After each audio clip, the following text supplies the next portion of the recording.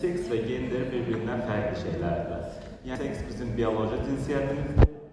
Doğuşdan gələn həm kromozomların təsiri ilə, həm də fenotip olaraq bədən quruluşumuzun təsiri ilə olan bir kişi və ya qadın kateqoriyasıdır.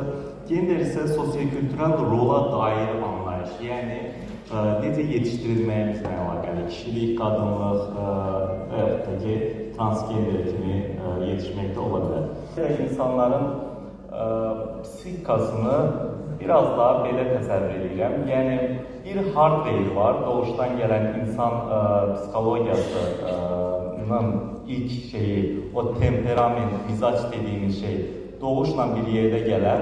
Amma onun üzərində bir də software, proqram yüklənilər və bu da bizim sosial olaraq öyrəndiklərimiz nəticəsində dünyanı qavrama şəklimiz, yəni bir filtr formalaşır və biz dünyanı qavrayarkən o filtrin içəriyi əsasında onu qavramış oluruq. Bir çoxlu narkotik istifadə edən birisi gəlmişdi, hər şeyi denəmişdir demək olar ki.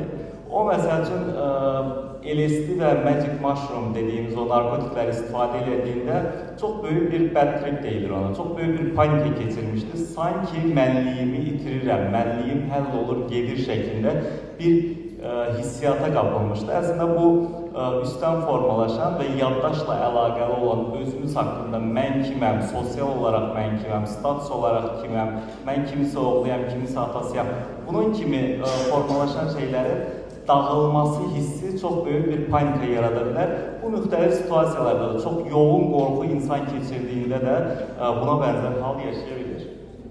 Psixozun etiologiyasından danışanda öncəliklə psixoz dediyimizdə bizə hər hansı bir xəstəlikdən danışmır. Psixoz bir əlamətdir və bu əlamətlər, bu simptomlar müəyyən xəstəliklərin bir parçası ola bilər. Bunlar şizofreniyadan da başqa bir çox xəstəliklər var. Məsəl üçün deyək ki, sayıqlama pozuntusu ola bilər. Bipolar xəstəliyin maniya dövründə biz psixotik əlamətləri çox sıx görürük. Şizoafektiv pozuntu ola bilər. Bunun kimi bəzən psixotik depressiyalarda da biz psixoz əlamətlərini görə bilirik.